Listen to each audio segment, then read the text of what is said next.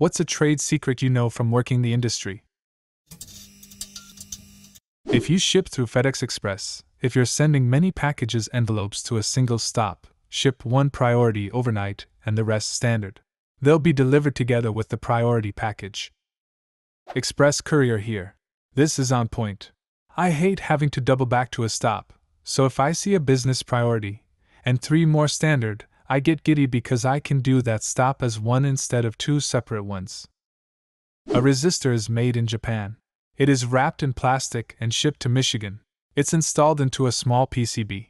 It is wrapped in plastic and shipped to Taiwan. That PCB is installed via sideboard connector onto a larger PCB. It is shipped to China. That PCB is installed in a small housing via harness. It is shipped to India. That housing has its microchips programmed and the outside is given a chemical treatment. It is shipped back to Michigan. The housing is now treated and installed into a car side mirror. It is shipped to Ohio. The side mirror is run through a post-production sort program to check for defects. It is shipped to Detroit. It is installed onto a car. Every single step of that shipping, every single component is wrapped in plastics. Millions of them per car, to over half a dozen locations each. Something like 50 million cars are produced each year. Your straws aren't doing shit for the use of plastics. Automotive production and diagnostics engineer. We learned about this in high school, and that teacher was criticized for his curriculum. He was literally the only adult to take time and risk for information he knew was critical for us. From simple tax advice to starting small business to securing small loans to not getting ripped off on car insurance. All this stuff and none of was ever part of his daily lesson plan. We actually did find and file that bug in your favorite video game. Our leadership just decided it was okay to ship with it. In addition to that, we actually did test and balance the game to a specific difficulty. When you play it and say, "Did the devs even test this game?" The answer is, yes we did, and that is the behavior difficulty we expected to be best. Sometimes we get it wrong, most of the times we get it right. Most of the times we got it right you don't take notice because you're having fun. But also sometimes, the person who does the balancing of a specific feature mechanic is at that point far too good at the game to realize they may have made something too difficult. If you want to book a rental car but they're sold out, book it for a week or 2 longer than you actually need it, and then just return the car early, and you'll only get charged for the time that you had it. All the systems owned by Enterprise Rent-A-Car, Enterprise, Alamo and National, automatically open up their system to long-term reservations and will make sure you get a car over someone who only booked in for a day or 2. Worked there for 2 years. It's a dirty business, but at least I learned a lot of rental hacks. So you mean if I try to rent a car for a day and it says there's none, if I put in a request for 2 weeks it will now say there is a car? Yes. If you are buying software for your workplace, get a quote and then go silent until it's the end of the quarter. Then call the sales rep and tell them you can buy it today but only have enough budget for 70% of the cost. Your chances for a discount go way up at the end of the quarter. As an enterprise software sales rep, fuck you. Also, I totally agree. On any piece of machinery, if the welds you see look like shit, the welds you don't see are even worse. Calls are not being answered in the order received.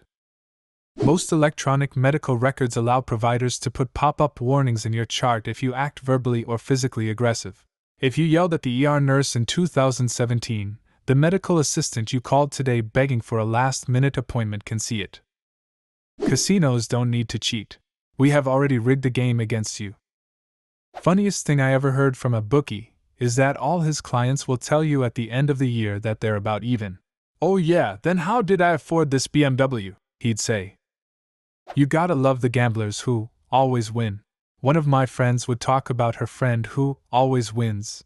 I'm like, you mean the dude living with his parents in his 30s who has put himself on the do not let me in the casino list twice?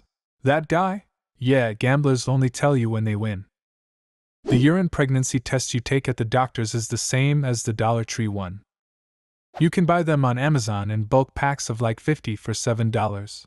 May have gone up since I bought mine, but I haven't had to buy another since.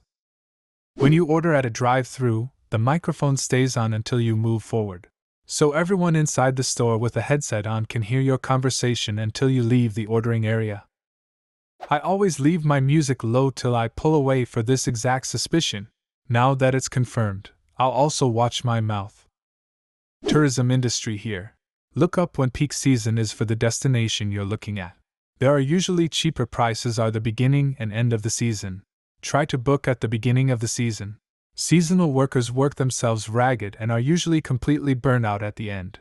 At the beginning of the season, everyone is stoked to start making money again. Having a crew that can pass a drug test is not the same as having a drug-free crew. When one guy can pass a drug test, everyone can pass a drug test. My last job I got, randomly, drug tested 3 times in that many weeks as the company I worked for was more than 98% certain I was the only worker out of the 9 guys running the whole processing plant that could pass the test. Worked in high-end golf clubs for years. Almost all politicians register their handicap scores under a false name. The USGA handicap records are technically public information, and people would be pretty pissed if they knew how much time these guys actually spend playing golf. Movie industry. Unless you are absolutely breathtaking in your audition, which does happen, don't get me wrong, there is a list of 30 people each studio prioritizes to be in their major films. I worked at a small talent agency. We had 4 to 5 people that fit every description, and we sent them all on the same auditions, just like every other agency for the same role. Talent and looks only goes so far. Then you have to get lucky. You've got to be good-looking, talented, and well-connected. Makes total sense when you see the children of Hollywood stars moving up the ranks. Their parents made the connections, and then made the introductions. Most fossils in museums are replicas. These days they're usually plastic casts from silicone molds of real fossils, but 3D printed replicas made from high-resolution scans are becoming more and more a part of things. And that's because they're hard to display and also are valuable, correct? Yep. Also they're just rare, and animals are almost never 100% complete, or even close to complete. Gotta fill in the gaps somehow. If a medical professional ever suggests you get a second opinion, e.g. a nurse at the doctor's office, it can be code for they are concerned about the quality of the medical care you are currently receiving, and that you really should get that second opinion. A nurse saved me by doing this, when the doctor blew off a positive result as a false positive, then did it again 6 months later. I'd probably be dead if it wasn't for her. And if the doctor has handled the first result properly, my quality of life would be much better. Thank you, nurse. All I'll say is wash the tops of your canned goods before opening them, folks. For the love of God, do it. Started doing this with drink cans after getting a particularly grimy 6-pack of beer once. Never thought about my tomatoes though, and I even worked at a food supply warehouse back in the day, so I should have known. Good tip. A lot of people in that post have never been paid minimum wage to scrape rat shit pellets out of the crevice around the top of soda cans while restocking, and it shows. Arcade crane games have knobs inside that let you control how strong the claw grabs. So you basically make the claw really weak strength, and then there's a setting in the motherboard to make the claw go full power after a certain amount of plays. Whatever the arcade or owner decides how often they want people to actually win. I grew up in a pretty small town, and my favorite little mom and pop restaurant had a claw machine that would pay out pretty much every time. None of that sloppy floppy claw nonsense. When I was a little kid, I thought I must just be really good at the game. It wasn't until I was an adult that I learned that the settings are adjustable. The sweet old man that ran the restaurant just liked to see us kids happy.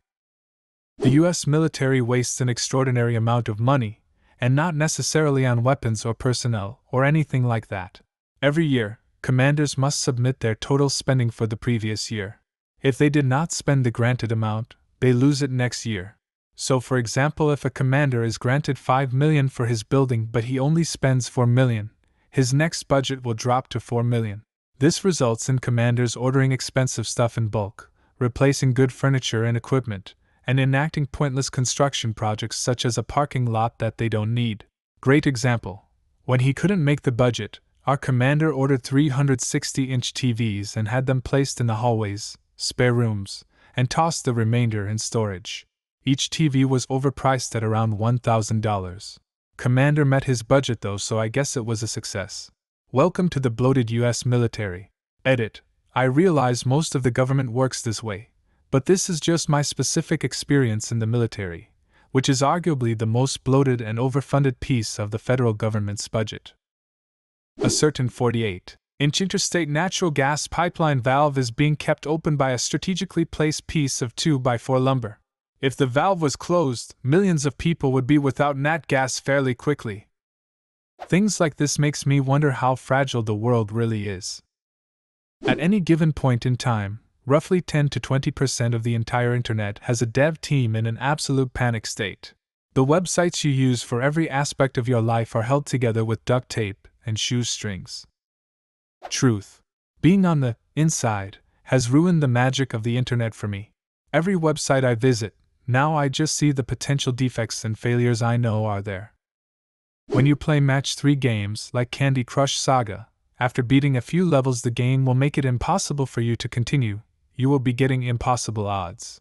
If you put your device aside and return after several hours or a day later, you will find the previously impossible level to be easy as fuck. It is a mechanism to prevent people from burning through hundreds of levels in one go. What's a trade secret you know from working the industry? Leave a comment and subscribe to the channel if you want to see more videos like this one.